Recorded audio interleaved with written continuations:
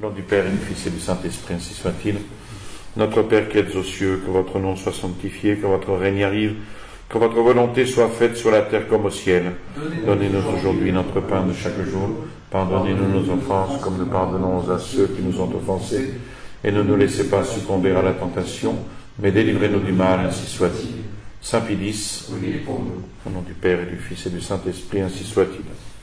Je voudrais redonner un petit peu le plan que nous avions suivi jusqu'à maintenant. Tout au début, nous avions vu en première partie l'Équateur avant García Moreno, donc le pays de García Moreno, l'Espagne en Amérique, le régalisme et le régicide, Bolivar, la tyrannie révolutionnaire et le libérateur. Ensuite, nous avions commencé à étudier la vie de García Moreno, c'est-à-dire ce qu'on appelait le chevalier du droit, celui qu'on appelait le chevalier du droit, qui allait de 1821 à 1856. Et là-dessus, dans ce chapitre, nous avons vu ses premières années, l'étudiant, de 1836 à 1840, l'avocat, 1840-1845. Ensuite, nous avions étudié un petit peu ces articles, ces pamphlets contre les révolutionnaires, notamment le Fouet, le Vengeur, et nous en étions là. Nous poursuivons donc ce chapitre aujourd'hui en parlant de la défense des Jésuites de 1850-1851, Urbina au pilori, 1851-1853, la voie de l'exil, 1853 et 1854, et sa vie à Paris, 1854-1856, avant d'entreprendre la prochaine fois la croisade contre-révolutionnaire de García Moreno, c'est-à-dire de 1857 à 1869. Alors, García Moreno, fatigué des luttes politiques, nous avions vu ça la dernière fois, avait quitté l'Équateur fin 1849 et faisait voile vers l'Europe, non sans prévoir les nouvelles crises dont son pays allait être victime. En passant par Guayaquil, il comprit qu'une révolution était proche et il avertit son beau-frère des précautions à prendre contre les mesures d'Urbina. Et après 6 mois passés dans la vieille Europe, García Moreno reprit la mer, de plus en plus convaincu que Jésus-Christ est l'unique sauveur des peuples et qu'un État sans religion est irrémédiablement voué au sabre d'un autocrate ou au poignard des anarchistes. De retour à Panama, il fit une rencontre qui, malgré les bonnes résolutions, le jeta de nouveau immédiatement dans la lutte. Au moment de s'embarquer pour Guayaquil, il rencontre un certain nombre de jésuites qui étaient en partance pour l'Angleterre. Le gouvernement franc-maçon de la Nouvelle-Grenade venait en effet d'expulser les jésuites après 6 ans de présence, et dont le crime était d'avoir fondé plusieurs collèges dans les villes et un centre d'apostolat dans la région encore sauvage du pays. À la recherche donc d'un sol plus hospitalier, les victimes allaient quitter l'Amérique quand García Moreno se présenta devant le supérieur pour lui proposer un refuge à Quito, où là de nombreuses familles désiraient leur confier l'éducation de la jeunesse.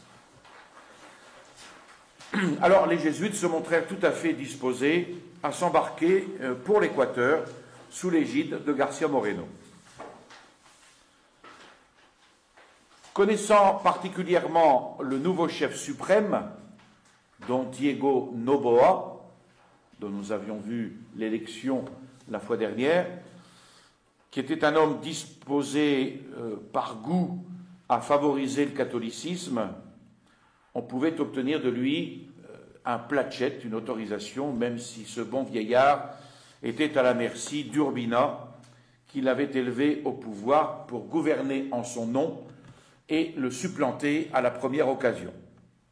Donc García Moreno, exprimant le ferme espoir de réussir, les jésuites prirent place sur le vaisseau, ignorant la rage obstinée des francs-maçons de la Nouvelle-Grenade. Parmi les passagers du vaisseau, García Moreno avait remarqué un personnage qu'il observait attentivement, tout en se dissimulant de son mieux, et García Moreno reconnut le général Obando, l'un des plus acharnés persécuteurs des jésuites et principal auteur de leur expulsion. Alors, arrivé au port de Guayaquil, il s'empressa de débarquer avant tous les voyageurs, courut sans perdre une minute chez Noboa, qui accueillit favorablement la requête d'introduire à Quito les religieux expulsés. Donc García Moreno voulait prendre évidemment les devants de ce qu'il pouvait un peu imaginer de la part du général Obando. Quelques heures après, la petite caravane donc s'embarquait précipitamment sur le fleuve Guayas pour gagner les Cordillères. Quand Obando vint à son tour réclamer l'interdiction des jésuites, on lui répondit qu'il était trop tard, que l'Équateur n'avait pas à s'immiscer dans les querelles politiques ou religieuses de la Nouvelle-Grenade. Et Noboa ne s'imaginait pas que cette affaire, habilement exploitée par Urbina, deviendrait une machine de guerre pour le renverser.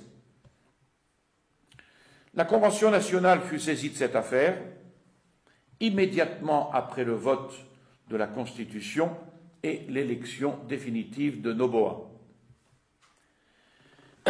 Devait-on faire une loi de rappel ou confirmer le décret de bannissement de Charles III édicté contre les jésuites au siècle précédent? Voilà l'alternative qui était présentée aux législateurs. La discussion fut longue, l'opposition violente, mais la majorité vota l'acte solennel de séparation. Et la foule salua le décret par des applaudissements enthousiastes. On rendit donc à la Compagnie de Jésus l'église qui lui avait appartenu avant la suppression. On lui alloua un couvent spacieux, l'hôtel de la Monnaie pour y établir un collège, et un article du décret portait en doute que les pères rentreraient en possession de tous leurs biens non aliénés, et tout cela après un exil de 83 ans. Ce fut donc une ovation triomphale que la foule va réserver aux jésuites. Pour la première fois depuis près d'un siècle, on revoyait à l'autel ces héroïques missionnaires qui avaient fondé dans les forêts de l'Amazone d'admirables réductions. Alors évidemment, García Moreno triomphait. Il pouvait espérer que cette loi serait respectée de l'opposition prétendument libérale. Mais non, les francs-maçons dressèrent un plan de campagne d'une simplicité remarquable. Il s'agissait d'abattre révolutionnairement Noboa, puis de jeter brutalement les jésuites hors d'Équateur. Le général Urbina ne demandait pas mieux que de profiter de cette excellente occasion pour renverser et remplacer le faible Noboa. Ces journaux représentèrent le président comme un esclave des jésuites, eux-mêmes fauteurs de troubles et de rébellions. Alors, encouragé par ces insinuations, le gouvernement grenadin ne craignait pas de soulever un conflit international et de réclamer le bannissement des jésuites. On lui répondit en envoyant une division à la frontière. Alors, furieux de son échec, l'agent diplomatique de la Nouvelle-Grenade s'oublia jusqu'à publier contre la Compagnie de Jésus un pamphlet odieux. García Moreno, champion du droit, comprit donc là qu'il devait intervenir. Reprenant sa plume, que nous avions vue la dernière fois dans le Fouet, dans le Vengeur, reprenant sa plume, il opposa au pamphlet du diplomate sa défense des jésuites. Voilà la déclaration qui termine la préface. On m'appellera fanatique et jésuite parce que j'ai consacré mes loisirs à écrire cette défense. Mais cela m'importe peu. Je suis catholique et fier de l'être, bien que je ne puisse compter au nombre des chrétiens fervents. J'aime ma patrie avec passion et j'estime que c'est un devoir de travailler à son bonheur. Chrétien et patriote, je ne puis garder le silence sur une question qui m'intéresse au plus haut degré, la religion et la patrie. D'ailleurs, mon caractère me porte naturellement à prendre en main la cause du faible et de l'opprimé. Ce qui est tout à fait vrai, on l'avait vu quand il était avocat, il prenait la défense très souvent des pauvres et des opprimés. La tyrannie me révolte partout où je la rencontre. Et je déteste la froide barbarie de ces hommes qui savent rester neutres entre la victime et le bourreau. Après cette profession de foi, voilà le pamphlet de García Moreno. C'est un monument. L'auteur d'un écrit calomnieux, récemment publié contre les jésuites, nous avertit qu'il est jeune encore, et il le prouve incontinent par un début tout à fait enfantin. Selon lui, nous sommes obligés de le croire, pour plusieurs raisons. D'abord parce qu'il a vu ce qu'il raconte, puis parce qu'il se présente comme interprète de son siècle. Ensuite, parce qu'à son âge, on est d'une sincérité ingénue. Enfin, parce que entre républicains démocrates règne toujours la franchise et la loyauté. On enseignait autrefois que pour mériter créance, il fallait simplement ne pas se tromper et ne pas vouloir tromper les autres, savoir ce que l'on dit et dire ce que l'on sait. Mais comme cet ingénu ne sait pas toujours ce qu'il dit, et dit encore moins ce qu'il sait, il a inventé ses motifs de crédibilité plus que puérils afin de déraisonner et de mentir à son aise. Apprenez donc, jeune homme, que pour avoir droit à notre foi, un témoin oculaire doit se montrer encore témoin intelligent et rapporteur fidèle. Trop souvent, en effet, l'esprit de parti fait de notre instrument d'optique un prisme trompeur. Vous parlez, dites-vous, au nom de vos contemporains, mais il y en a qui mentent en parlant au nom de Dieu. 5 lustres à peine pèsent sur votre tête, et à cet âge, on est candide. À cet âge, les vices les plus honteux peuvent déshonorer le cœur de l'homme. À cet âge, Néon avait tué sa mère. Sa femme et ses maîtres brûlaient Rome pour s'amuser, puis calomniaient les chrétiens pour avoir le plaisir de les brûler aussi. Vous affirmez que les républicains se doivent la vérité les uns aux autres.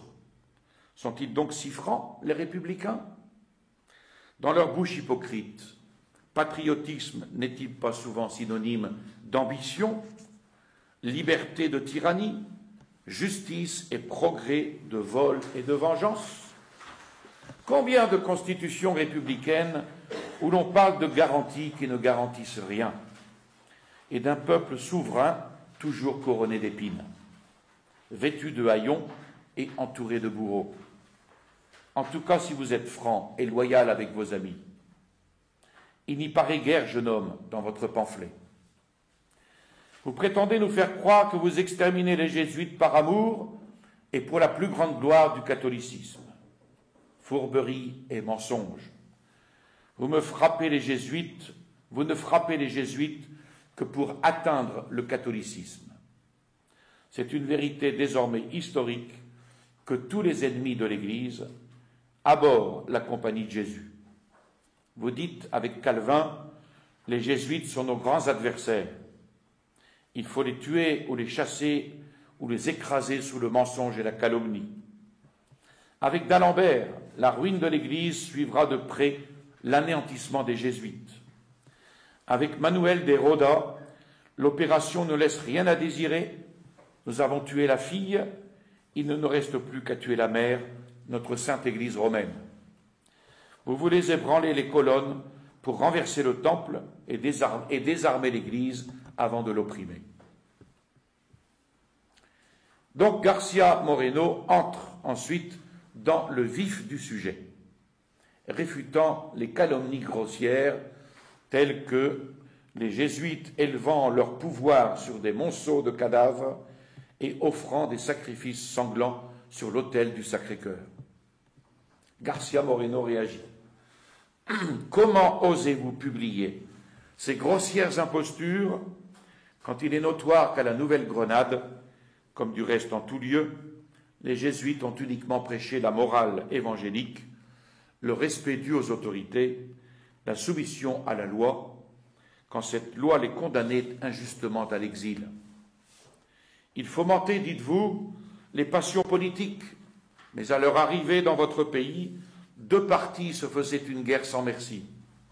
Et tel fut sur tous l'ascendant de ces religieux, telle fut la puissance de leur prédication, que pendant les 6 années de leur résidence à la Nouvelle-Grenade, la concorde et l'union n'ont pas cessé d'y régner, tandis que leur départ devient le signal de nouvelles guerres. Hommes étranges, n'est-ce pas, qui maintiennent l'ordre en prêchant le désordre et font naître la discorde aussitôt qu'ils ne la prêchent plus.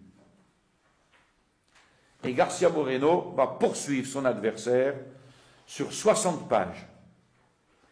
Sa conclusion, je vous fais grâce des 60 pages, sa conclusion est le cri d'indignation d'un vrai patriote. Des calomnieuses et audacieuses invectives lancées contre la compagnie de Jésus, vous inférez que votre gouvernement a le droit d'exiger de nous le renvoi des jésuites.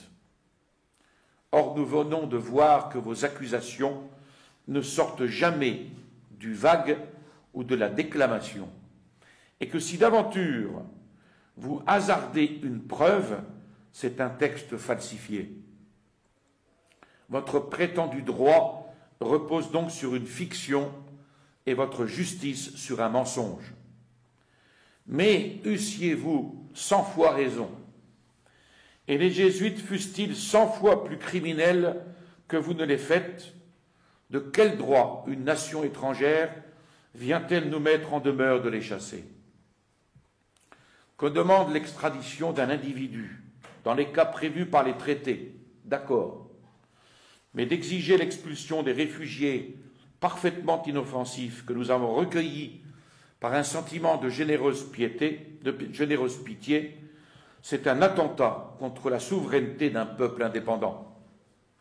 La Nouvelle-Grenade n'aura garde de réclamer de l'Angleterre ou des États-Unis l'expulsion des jésuites. Elle sait trop bien qu'une pareille prétention serait regardée comme une injure par les gouvernements de ces deux pays. Mais avec l'Équateur, on peut tout se permettre. Elle nous outrage parce qu'elle nous croit faibles. Elle nous menace parce qu'elle nous croit tout au plus capables de faire des pronunciamentos. En cela, elle se trompe. L'amour de la patrie n'est pas mort dans le cœur des Équatoriens. Au jour du danger, tous les partis s'uniront pour défendre l'indépendance nationale. Et le gouvernement s'ensevelira sous les ruines de la République plutôt que de mettre son honneur à la merci de l'injustice. Telle est son inébranlable résolution. Quant à nous, nous savons que la guerre est déclarée, non pas aux jésuites, mais au sacerdoce et à la foi catholique. On proscrira les jésuites, puis le clergé séculier, puis tous les enfants de l'Église. Ainsi sera creusé l'abîme où s'engloutiront la Nouvelle-Grenade et l'Équateur et toutes les républiques catholiques, si nous poussons la lâcheté jusqu'à nous soumettre aux infernales exigences de la bande rouge. Mais non, cela ne sera pas. La foi de nos pères ne cessera jamais d'illuminer l'Équateur. Pour la défendre, le clergé ne montrera pas d'apathie. Le peuple ne s'endormira point dans une silencieuse résignation. Nous marcherons au combat sous la conduite de l'éternelle providence. Si nous devons, comme les Hébreux, passer par les flots de la mer Rouge, Dieu ouvrira un chemin à son peuple choisi, et nous entendrons sur l'autre rive le cantique du triomphe et de la délivrance. Cet écrit fit sur les ennemis des jésuites l'effet d'un coup de foudre.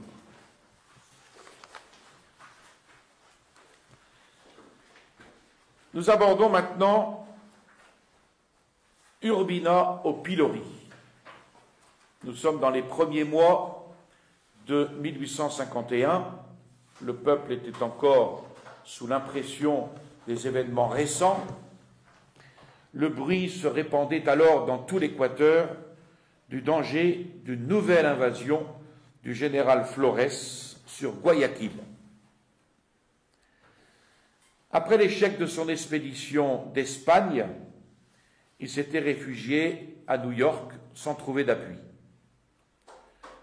On venait par contre d'apprendre son arrivée à Lima et l'organisation à bref délai d'une nouvelle expédition de flibustiers avec la complicité du gouvernement péruvien et le secours de gros capitalistes dévoués à l'ex-président. Urbina en profita pour semer dans tout le pays les germes d'une révolution. Il fit miroiter le spectre de Flores, accusant Noboa de trahison, idée qui fit son chemin dans le peuple. Et pourtant, France Intox n'existait pas. Guayaquil se trouva ainsi dans un état extrême d'ébullition. Urbina conseilla à Noboa de se présenter à Guayaquil pour calmer les esprits. Les intimes de la présidence flairèrent un piège et déconseillèrent à Noboa ce voyage. Mais Noboa, plein de confiance en son favori, ne voulut rien entendre et il se mit en route avec toute la troupe qui convient au magistrat, avec toute la pompe, qui convient au premier magistrat du pays.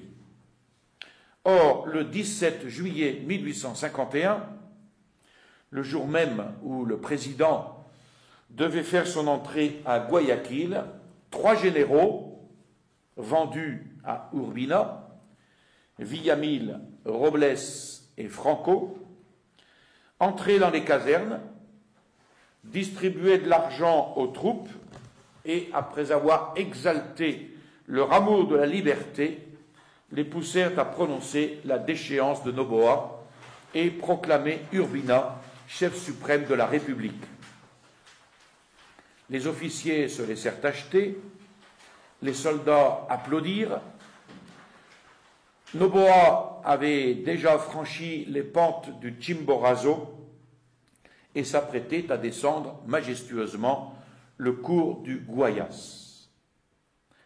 Et là, un vapeur, orné comme au grand jour de fête, l'attendait à Boba Hoyo.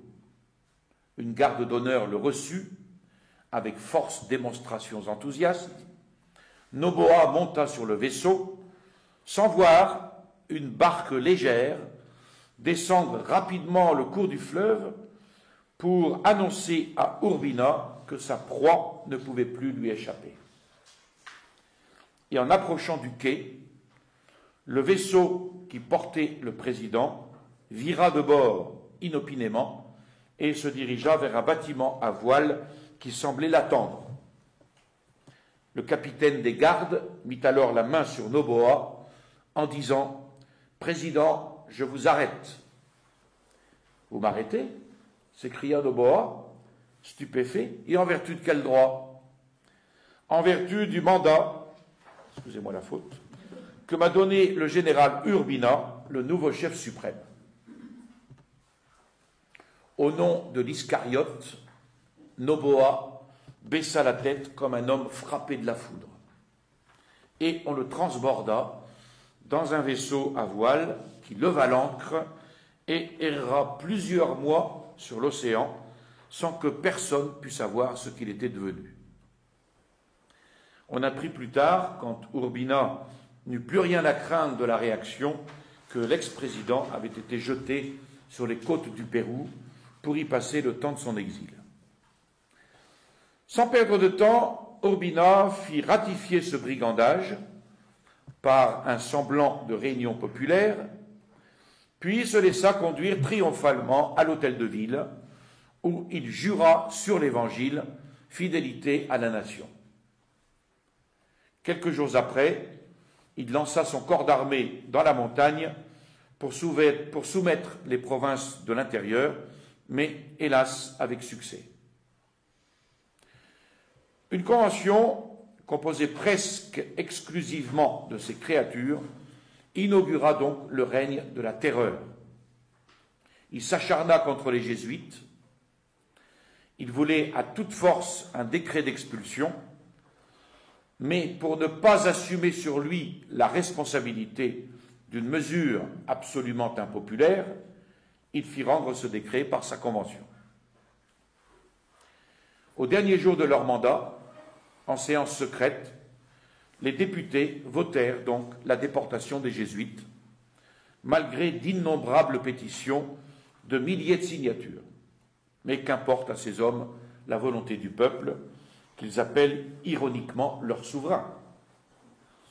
Le décret rendu, le peuple s'obstinait à croire que Garcia Moreno pouvait en empêcher l'exécution. Mais en ce mois de décembre 1852, il s'était blessé gravement la jambe en déchargeant un revolver. Cependant, pressé par la foule, Urbina, comprenant le danger des manifestations populaires, donna ordre dès le lendemain au soudard Franco d'expulser les jésuites sans délai. Et ainsi furent-ils jetés sur un vaisseau les conduisant à Panama.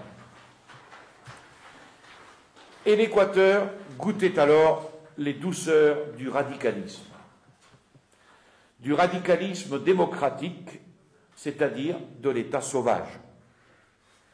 Vol, pillage, contribution forcée, déportation, assassinat, sacrilège, voilà ce qu'on appelle le radicalisme démocratique.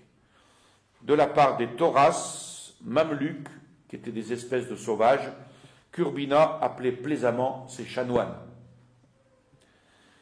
Alors, pour mener joyeuse vie avec ses prétoriens, Urbina épuisait le trésor public, commettait les plus infâmes exactions contre les particuliers, et la tête courbée sous le joug, les conservateurs recevaient en silence les coups de cravache du dictateur. Il y a en effet dans la vie des peuples modernes de ces moments d'expiation douloureuse.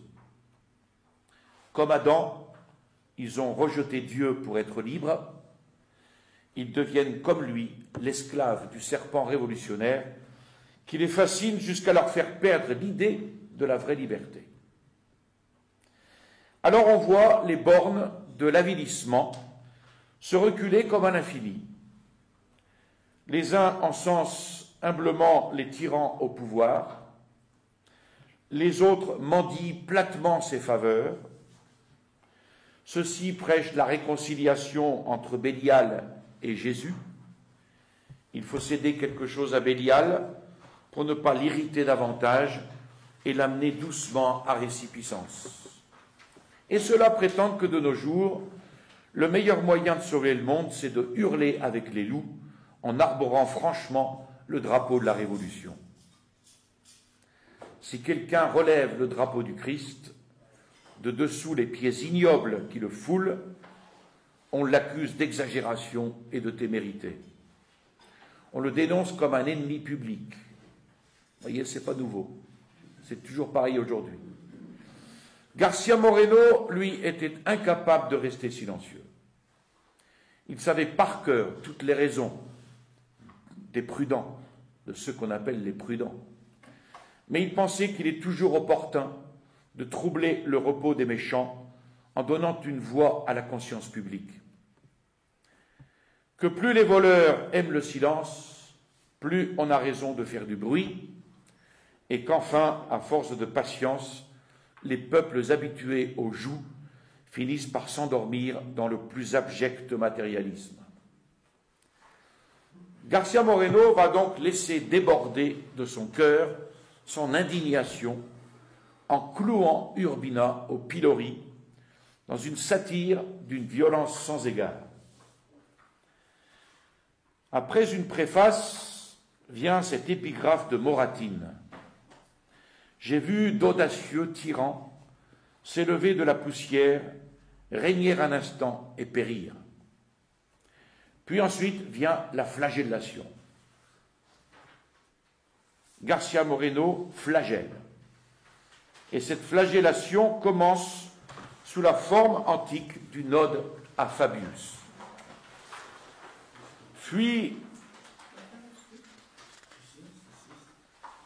loin d'ici, vertueux Fabius. Si tu veux préserver du vice ton âme candide encore. Ici, tu le vois, le crime lève bien haut son front déshonoré. Ici, l'astucieuse ambition, après s'être roulée dans la fange des égouts, monte subitement au pouvoir comme ces miasmes infects qui s'élèvent en empoisonnant les airs. Ici, sous des oripeaux guerriers, se cache l'infâme. Son bras énervé brandit le fer immaculé que n'empourpra jamais le sang d'un ennemi. Son pâle visage est marqué de stigmates indélébiles. Aucun des vices qui ont souillé l'humanité en de longs siècles de perversité ne lui est inconnu.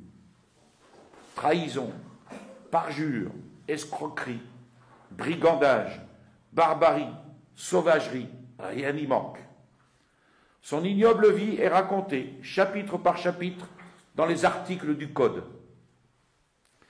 Et se composait de toutes les corruptions, ce monstre qui, par son contact, déshonorerait jusqu'à l'échafaud, il triomphe, il règne, il vit en paix. De sa voix perfide, il fait appel au peuple imbécile, pour l'outrager ensuite avec un cynisme brutal. Et le peuple ainsi torturé pleure et se résigne. La probité proscrite est réduite à se cacher, traquée pour délit d'innocence, exposée aux embûches du délateur vendu qui l'espionne. Fuis loin d'ici, te dis-je, et ne tarde pas. N'espère point améliorer par la patience ta condition misérable. Le sentier de l'honneur ne mène point à la fortune. Celui qui poursuit sa marche audacieuse jusqu'au sommet des hautes montagnes n'obtient d'autre résultat que de s'approcher de la foudre. Mais s'il laisse les Andes pour les vallées fécondes de la terre de feu, il arrête bientôt ses regards enchantés sur les campagnes fleuries et les bois verdoyants.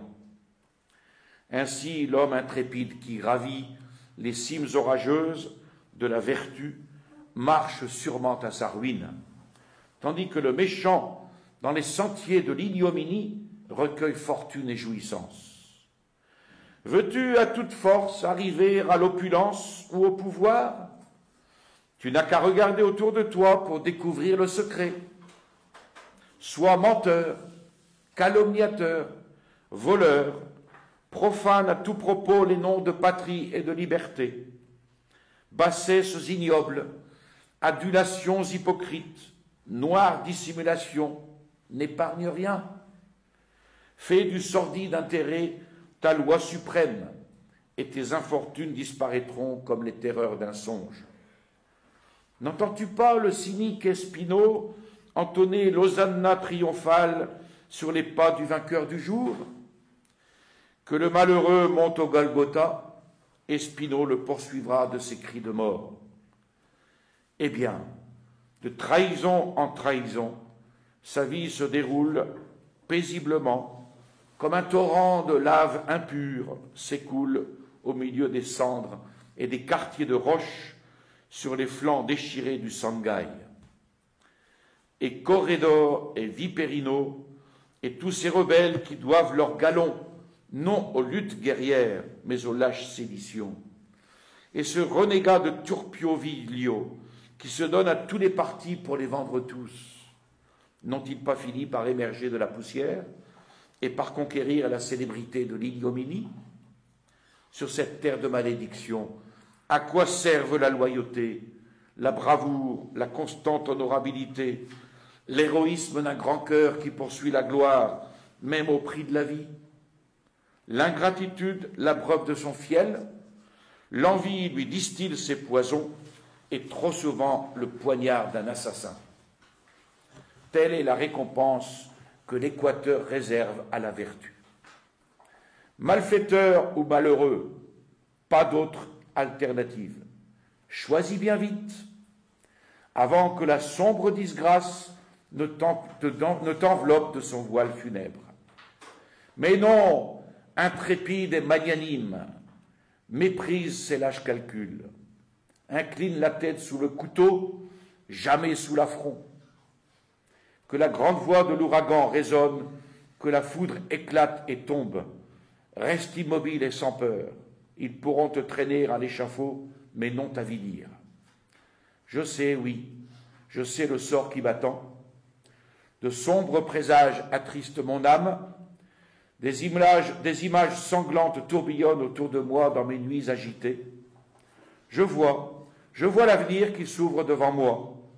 Je sens les dures épines qui vont blesser mon front. J'approcherai de mes lèvres le calice des douleurs. La balle d'un scélérat me percera le cœur. Mais si ma patrie, délivrée de l'oppression qui l'étouffe, peut enfin respirer librement, c'est avec joie que je descendrai au tombeau. Alors, cette pièce, elle a eu un très grand succès qui a fait frémir Urbina de rage. Mais devant l'effervescence publique, Urbina crut prudent de la dissimuler, cette rage. Il va vouer envers Garcia Moreno une haine implacable, dans l'attente d'une occasion moins compromettante pour se venger. Mais Garcia Moreno n'était pas d'humeur à le faire attendre très longtemps. L'Ode à Fabius inaugurait une guerre à outrance dans laquelle il ne reculerait pas devant le sacrifice de sa vie pour délivrer la patrie. Il savait qu'un jour, le poignard ou la balle d'un scélérat lui percerait le cœur. Il entreprit alors de continuer l'agitation au moyen de sa plume, afin de réveiller dans les masses les nobles passions. Et il va fonder, avec quelques amis, un hebdomadaire, La Nation. Dans le premier numéro, Garcia Moreno traçait un programme net et fier. On relevait de dessous les pieds du président le drapeau de la civilisation catholique.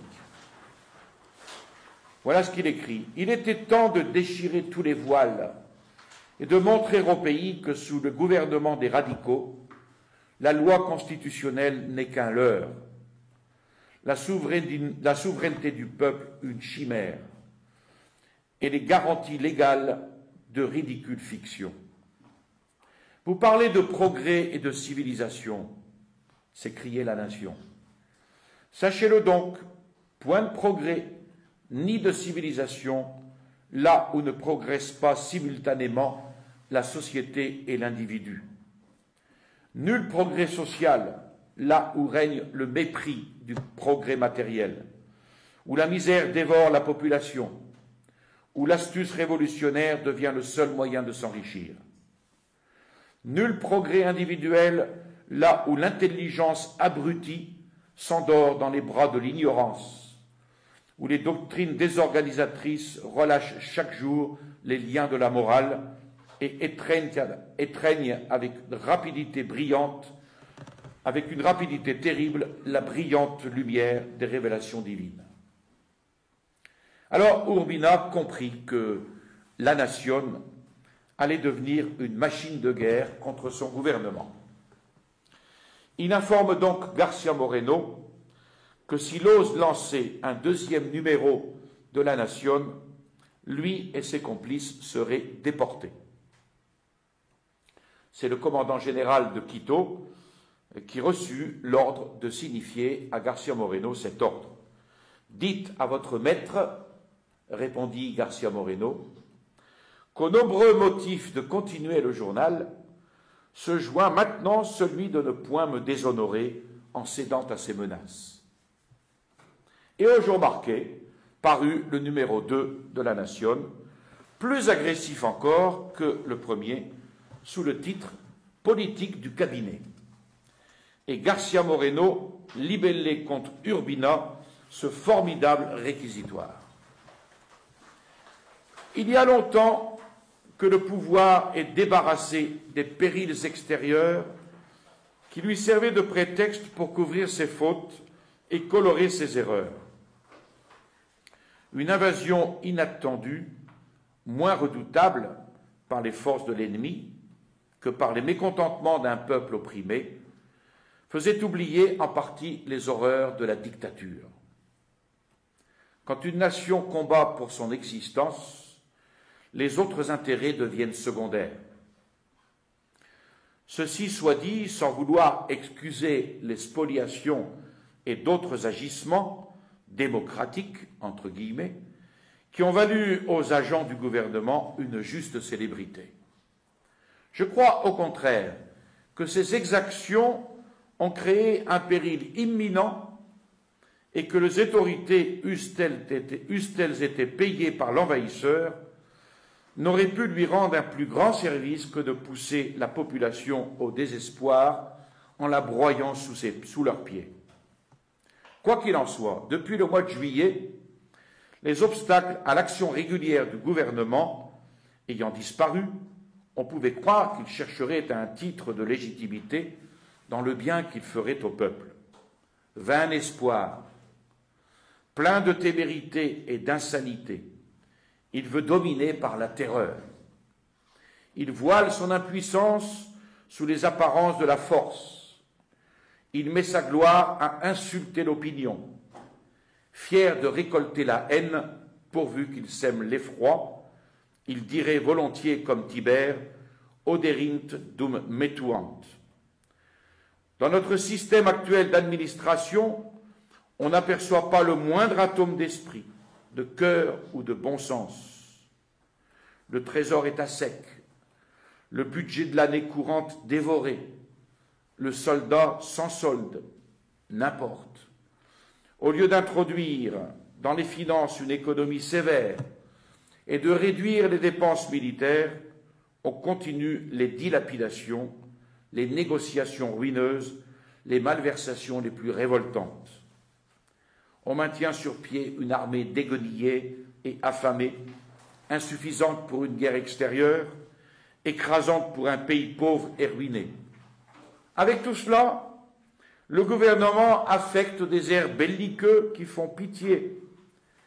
S'il se rencontre quelque part un jeune Rodomont, aussi couard que rapace, aussi rapace qu'insolent, on peut être sûr que ce propre à rien deviendra gouverneur d'une province ou premier magistrat d'un canton. Il volera, il écrasera le peuple jusqu'à ce qu'il ait enfin lassé sa stoïque patience. Après ce tableau de la politique gouvernementale, Garcia Moreno rappelait les crimes commis contre l'Église et notamment la scandaleuse et brutale expulsion de la Compagnie de Jésus. Il montrait comment un perfide et lâche conspirateur n'avait pas craint d'acheter la protection d'un État voisin au prix du sang du juste et de l'honneur national? Comment une assemblée prostituée, composée de toutes les incapacités, plus platement vile que le Parlement de Cromwell, n'avait pas reculé devant l'exécution de l'infâme complot tramé par un assassin et un traître? Comment elle avait voté son décret de proscription dans le huis clos d'une session secrète à la dernière minute de son existence, et comment, se bouchant les oreilles pour ne pas entendre les cris de réprobation d'un peuple exaspéré. Qu'on me haïsse pourvu qu'on me craigne.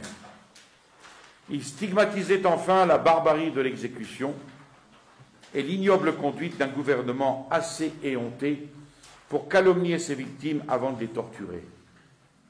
Honte éternelle, ajoutait-il, à ces lâches oppresseurs de l'innocence, à ces implacables persécuteurs de la vertu. Et en guise de conclusion, il dépeignait, avec son pinceau d'artiste, les terreurs et les affolements de ce gouvernement sans boussole. C'est, disait-il, un homme ivre, à la démarche incertaine, à la vue trouble, à la voix balbutiante. Il fait 1000 détours pour trouver son chemin, heurte à toutes les bornes et attribue ses vertus à la hauteur des édifices. Attribue ses vertiges à la hauteur des édifices. Toujours vacillant, il se plaint qu'on le pousse et qu'on lui fait perdre l'équilibre. Il roule des yeux hagards, lève la main pour saisir une ombre tenace, sans se douter qu'elle est produite par son propre corps. Il accuse le soleil et il se plaint qu'il fait nuit en plein midi, parce que ses yeux obscurcis ne distinguent plus les objets. Épouvanté, il affirme que le sol tremble, parce qu'il ne tient plus sur ses jambes, jusqu'à ce qu'enfin, haletant, somnolent, n'en pouvant plus, il tombe et s'endorme pour cuver son vin. C'est la parfaite image de notre gouvernement. Il prépare sa chute, et sa chute sera celle d'un ivrogne. Voilà, García Moreno avait alors 32 ans. Il venait d'épouser une femme digne de lui, et un avenir brillant s'offrait à ses regards. Lancer sa feuille, c'était donc l'exil assuré. Mais il n'hésite pas. Il la lance et il attend le bourreau. La Nation parut dans la matinée du 15 mars 1853. 2 heures après, Urbina signait l'arrestation de García Moreno et averti que la police avait reçu l'ordre de le saisir, García Moreno sortit de sa demeure, escorté de 2 complices comme lui décrétés d'exil, et se rendit sur la place publique afin de forcer les sbires à l'appréhender en pleine rue devant toute la population. Au silence de mort qui accueillit cette nouvelle infamie, à l'indignation générale, Urbina put savoir combien il était craint, mais aussi détesté. Évidemment, le cœur du peuple accompagnait l'exilé et tous allaient l'attendre comme un libérateur. Alors surgit cette voie de l'exil, 1853-1854. Exilé, la caravane se dirigea vers la Nouvelle-Grenade. Urbina voulait sans doute confier les 3 déportés à ses bons amis, les francs-maçons de Bogota, et arrivé à Pasto, le gouverneur les fit incarcérer, Pasto étant le premier poste du territoire grenadin, de Colombie. Estimant moins dangereux de tenter une évasion que de rester entre leurs mains, García Moreno profita d'un moment où la garde n'avait point l'œil sur lui pour franchir subitement les portes de sa prison, traverser la ville à la faveur des ténèbres et se jeter dans la campagne. Quelques jours après, à la faveur d'un déguisement, il rentrait à Quito pour combiner avec ses amis un nouveau plan d'attaque. Mais il s'aperçoit vite que si l'indignation était grande chez les conservateurs, il n'avait pas encore assez souffert pour regimber contre l'autocrate. Il prit alors la route de Guayaquil, voulant voir lui-même, avant de s'expatrier, si dans cette province plus ardente, il trouverait les esprits disposés à secouer le joug. Mais en vain. Et il s'embarqua alors pour le Pérou. À peine arrivé, il apprit que les conservateurs de Guayaquil l'avaient choisi comme leur représentant au Sénat en vue du congrès de septembre. García Moreno fut donc élu sénateur à une forte majorité. Et cet affront jeta évidemment le président dans une grande perplexité et, en fin de compte, Urbina décida que García Moreno ne siégerait pas au Congrès. C'est ce qu'on appelle être démocrate. Il entrait dans les vues de García Moreno de pousser le despote à multiplier les actes de brutalité afin de le mettre au banc de l'opinion. García Moreno se présenta donc à l'ouverture des chambres pour prendre possession de son siège. Le gouverneur de Guayaquil, l'âme damnée d'Urbina, l'ivrogne Robles, exécuta ponctuellement la consigne qu'il avait reçue de son maître. Ses agents empoignèrent le sénateur, le traînèrent après quelques jours de détention sur un vaisseau de guerre qui le déposa sur les côtes du Pérou, à Païta. Suite à cela, il y eut, de la part d'Urbina et du ministre Espinel, toute une campagne de calomnie, de mensonges à l'égard de García Moreno, qui, une fois dans la solitude, ne voulut pas se taire, afin que ses adversaires se signalassent, afin que ses adversaires ne signalassent son silence comme un argument incontestable à l'appui de leurs interventions. Il lança alors un pamphlet contre Urbina et les siens, le 17 novembre 1853, portant ce titre « La vérité à mes calomniateurs », où García Moreno ne croyait pas blesser la charité en dénonçant à la vindicte publique les assassins de l'Église et de la société. Le pamphlet commence par un portrait du président et de son ministre. « Voulez-vous connaître mes accusateurs ? Demandez à Espinel ce qu'il pense d'Urbina, et à Urbina ce qu'il pense d'Espinel. » Dans Le Vétéran, un journal de 1849, Espinel disait d'Urbina que c'était le général, expression outrageante au premier chef qu'on emploie dans les provinces pour désigner les maritornes de l'armée. Les maritornes de l'armée, c'est les femmes de mauvaise vie. De sorte que, si l'on en croit son digne ministre, Urbina n'est qu'un être dégradé, aussi corrompu que la plus avilie des créatures. Entendons maintenant Urbina sur son comparse Espinel. Dans son journal L'Opposition, il le dépeint comme un salarié du despotisme, un diffamateur à gages dont le vocabulaire consiste à calomnier et le gagne-pain à semer la discorde. Ensuite, García Moreno prend l'offensive en abordant les charges que ces deux cyniques personnages faisaient peser sur lui.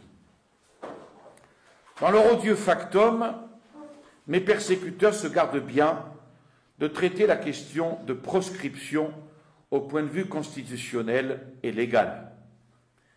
Ils préfèrent se rabattre sur l'opportunité, les convenances, l'urgence même de leur décret sauvage. L'opportunité, la convenance.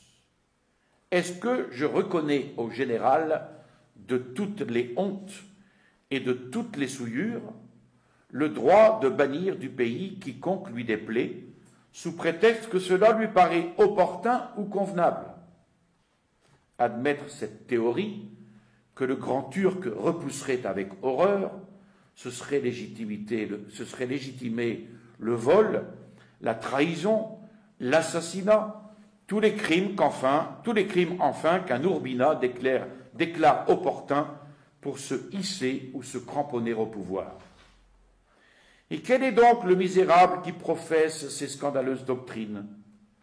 Un Espinel, un républicain, un libéral, un démocrate. Et cela en face du Congrès, devant toute l'Amérique. On m'accuse d'avoir conspiré contre le gouvernement. J'ai tenté, paraît-il, de séduire les officiers de l'armée. Eux-mêmes m'ont dénoncé. Je réponds à Espinel, à l'homme dont la calomnie est le seul gagne-pain, qu'il en a menti. Et si ce mot l'offusque, qu'il publie la preuve de ses accusations. Qu'il publie des dénonciations des militaires embauchés par moi. Oui, qu'il les publie, si le rouge de la honte peut encore se peindre sur son front d'airain. Non, je n'ai pas commis le crime de conspiration. Si j'ai commis un crime, c'est celui de ne pas conspirer contre un régime d'oppression et d'ignominie, contre l'organisation du vol et du brigandage. Voilà le délit de lèse-patrie que je confesse et que je me reprocherai toujours. On m'accuse d'avoir qualifié de prostituée l'Assemblée de Guayaquil et d'avoir affirmé que toutes les incapacités y étaient largement représentées. Oui, je l'ai dit, Seigneur Espinel. Et suis-je donc un conspirateur pour avoir délivré un brevet d'incapacité à des rustres qui ne pourraient même pas concourir avec l'âne de Balaam? Mais dans ce cas, je conspire depuis que je suis au monde, car la nature m'a mis au cœur le penchant irrésistible de donner à chaque chose son vrai nom. Et comme Boileau, j'appelle un chat, Urbina, un traître, et la Convention de Guayaquil, une prostituée. De quelle épithète qualifier une assemblée qui, en dépit de la Constitution, de la justice, de la volonté du peuple, de l'honneur national, décrète la barbare expatriation des Jésuites, uniquement parce que l'assassin Obando réclame du traître Urbina l'exécution d'un pacte infâme? On m'accuse d'avoir paralysé l'action du gouvernement au moment de l'invasion et de n'avoir pris la plume que pour favoriser la faction de Flores. J'aurais été bien étonné de ne pas voir Flores dans cette affaire. Flores répond à tout. Flores tient lieu à Urbina de raison et de logique. Flores légitime les décrets de proscription et toutes les formes de contribution. Un Floreano, ce n'est plus un partisan de l'ex-despote, mais l'homme de bien qui censure un scélérat dont tous les châtiments de la justice humaine ne sauraient assez punir les excès. Un Floreano, c'est le citoyen indépendant qui vote par conviction ou dévoile, chiffres en main, les mystérieuses opérations des financiers au pouvoir. Un Floreano, c'est le riche propriétaire, le négociant heureux dont les biens provoquent l'insatiable voracité de la bande officielle. Le rusé général délivre même des brevets de Floreano à ses créanciers, ce qui le débarrasse du soin de payer ses dettes. Et évidemment, cette arme qu'on emploie contre tous, on devait s'en servir contre moi. J'ai donc, en favorisant Flores, annulé l'action du gouvernement. Et la preuve, ô Espinel, rien d'autre que votre insolente affirmation. Ce qui paralyse un gouvernement, misérables hypocrites, c'est son impopularité. La nation finit par se redresser contre ses oppresseurs et cherche à les abattre par l'hostilité ouverte ou la force d'inertie. Les partisans de Flores, les organisateurs de ces futurs triomphes, c'est vous, dilapidateurs des deniers publics.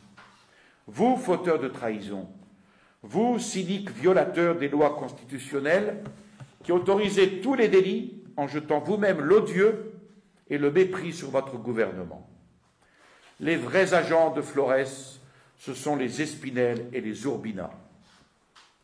La cause réelle de mon expulsion, c'est d'avoir créé un organe périodique pour dénoncer au peuple les abus et les crimes dont le gouvernement se rend journellement coupable. Le tyran ne peut supporter cette voix inopportune, écho de la conscience publique et de sa propre conscience. Il étouffa cette voix, il me bannit de Guayaquil malgré l'inviolabilité parlementaire. Il me bâillonna, sachant bien que j'aurais fait sans crainte le hideux tableau de ses brigandages. J'aurais dit pourquoi il refusait de rendre des comptes. Comment 6000 piastres ont disparu mystérieusement du trésor de Manabi. Comment Urbina paya son médecin, le docteur Arcia, sur la caisse des contribuables. Par quels moyens il tenta de s'approprier 7000 piastres destinés à différents commerçants de Guayaquil et de Quito. Avec quelle générosité il assigna au général Robles 1000 piastres au-dessus de sa solde ordinaire. Avec quel désintéressement il remit 27 000 piastres au receveur de Baba Oyo sur les 40 000 que ce dernier devait verser au trésor. Vous avez craint ces révélations et voilà pourquoi vous m'avez jeté hors de l'Équateur. On pourrait mettre des noms actuels sous ces noms de l'époque. Alors, malgré la surveillance de la police, le pamphlet va circuler dans la capitale, avec un tel succès que le président et ses ministres, flétris publiquement comme imposteurs, crurent devoir se disculper. Mais le 15 mars 1854 se répandait un deuxième numéro de la Verdad, plus écrasant et plus outrageant encore que le premier, où il traite Espinel de menteur et d'imposteur. Le budget de la guerre, écrit-il, si écrasant pour nos provinces de l'intérieur, devient le patrimoine de ces hommes rapaces. Le soldat marche sans solde. L'employé mendie son pain. Le docteur Cueva, l'honorable ministre de notre Cour suprême, se voit contraint d'abandonner son poste parce que ne recevant plus de traitement. Il lui est impossible de subsister à Quito. La démocratia, qui connaît ses faits, s'applaudit néanmoins de voir le maniement des finances confié, je cite la démocratia, à des citoyens dont l'honorabilité et la probité offrent toutes les garanties désirables. Si ce n'est point là le comble de l'ironie, je ne sais ce qu'il faut appeler de ce nom. Espinel, le ministre des Finances, accusé par Urbina lui-même de spéculations immorales sur la dette étrangère, enrichi subitement par son passage aux affaires. Espinel, un citoyen probre et honnête. Urbina, qualifié de bandit par Espinel, poursuivi par une armée de créanciers, ignominieusement châtié par Rocafuerte pour avoir extorqué et dissipé en orgie des sommes considérables. Urbina, le colon de l'infamie, qui dans le monde des vices a découvert des régions ignorées jusqu'à lui. Urbina, un homme honorable, franco, mais suffit. Il ne manque que l'honorable Briones pour compléter la série. Je pardonnerai à mes ennemis tout le mal qu'ils ont voulu me faire, s'ils eussent travaillé au bonheur de mon pays, au lieu d'accroître chaque jour sa disgrâce et de ruiner ses espérances. Je leur pardonnerai s'ils m'abusaient de la stupeur d'un peuple aux abois pour s'engraisser de sa chair comme de vils oiseaux de proie. Ils ont cru que la léthargie c'était la mort, et semblables à des chacals affamés, ils ont bondi sur le pauvre patient comme sur un cadavre. Ils ont cru que l'éternelle providence permettrait toujours de décerner au brigandage un culte et à la prostitution des autels. Mais qu'ils se détrompent. L'aiguillon de la douleur va tirer le peuple de son engourdissement. Un cri de fureur s'échappera bientôt de toutes les poitrines, et le cadavre, retrouvant la chaleur et la vie, se dressera dans la conscience de son droit et le sentiment de sa dignité. Vienne alors l'heure de la justice, et nous jetterons à la côte les hordes de tyrans.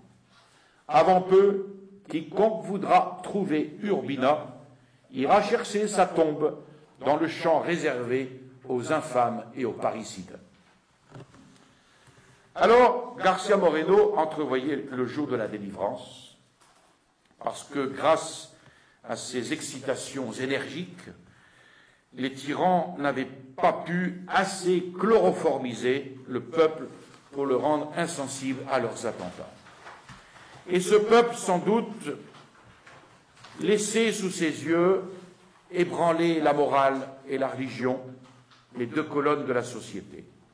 Mais, à ces sourds rugissements, on entrevoyait le moment où l'instinct de conservation lui arracherait le cri redoutable qui met en fuite les assassins. Alors, si un homme se rencontrait, capable de faire l'œuvre de Dieu, la nation se relèverait de ses ruines. L'ardent patriote pressentait vaguement qu'il était cet homme. Il ne disait pas qu'il était cet homme, il pressentait. Et il résolut donc de consacrer à son propre perfectionnement le temps d'exil, en s'exilant en France. Et en décembre 1854, il s'embarque pour Paris. Dernier point, Paris, 1854-1856. Donc en portant dans son cœur l'image de son pays martyrisé, le voilà à Paris. Garcia Moreno était passionné pour la chimie. Il se mit en quête de maîtres, d'instruments et de laboratoires. Et il trouva le professeur Boussingault, qui, 20 ans auparavant, avait parcouru l'Équateur, avait étudié tous ces volcans. Et Garcia Moreno se lia d'amitié avec lui, et le fameux professeur consentit à le recevoir au nombre de ses élèves privilégiés. Confiné dans un appartement modeste, rue de la Vieille Comédie, il se levait de grand matin, il travaillait toute la journée. Il écrivait à l'un de ses anciens compagnons d'exil qu'il travaillait 16 heures par jour. Pour se délasser, il se mettait au courant du mouvement politique, littéraire, industriel et militaire de la France, rien ne lui étant indifférent, car il ne voulait rester étranger à aucune des connaissances qu'un homme d'État doit posséder. Une fois renseigné sur les méthodes, sur les systèmes, il se réservait de les juger à la triple lumière de la religion, de l'expérience et du bon sens. Paris fut donc pour Garcia Moreno une école de haute science, mais aussi le foyer de la vraie vie chrétienne. Sa piété, autrefois si fervente, s'était quelque peu refroidie. Les luttes politiques, les préoccupations de la science avaient trop absorbé son âme. Et naturellement, cette surexcitation des facultés intellectuelles avait fini, en desséchant le cœur, par compromettre un peu la vie surnaturelle. Il n'avait donc plus pour Dieu la filiale piété d'autrefois, et sa conscience le lui reprochait souvent. Un incident assez singulier vint donner à son âme engourdie le coup d'éperon dont elle avait besoin. Avec quelques compatriotes exilés comme lui, éclata un jour une discussion sur un malheureux qui, s'obstinant dans son impiété, avait refusé les sacrements en face de la mort. Et quelques-uns, fanfarons d'athéisme, trouvaient cette conduite irréprochable parce que prise en conscience et en toute liberté.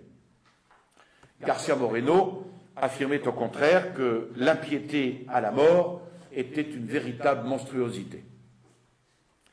Ses adversaires s'en prirent au catholicisme, ressassant toujours les objections que l'incrédulité oppose au dogme, et Garcia Moreno mit en poussière leurs arguties, puis, s'animant par degrés, il leur montra non seulement la vérité, mais aussi la beauté des mystères chrétiens, avec tant d'enthousiasme, avec tant de sagacité, qu'un de ses interlocuteurs, pour esquiver la discussion, lui dit avec une franchise brutale, « Vous parlez très bien, cher ami, mais cette religion si belle, il me semble que vous en négligez un peu la pratique. Depuis quand vous êtes-vous confessé ?»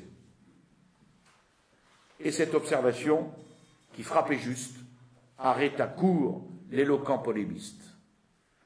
Déconcerté, il baissa la tête un instant, puis, regardant dans les yeux son contradicteur, « Vous m'avez répondu, dit-il, par un argument personnel qui peut vous paraître excellent aujourd'hui, mais qui demain, je vous en donne ma parole, ne vaudra plus rien. » Il quitta alors brusquement ses compatriotes et, rentré dans sa chambre, il médita longuement sur les années écoulées, depuis le jour où, plein de ferveur, il se consacrait à Dieu aux pieds de l'évêque de Guayaquil.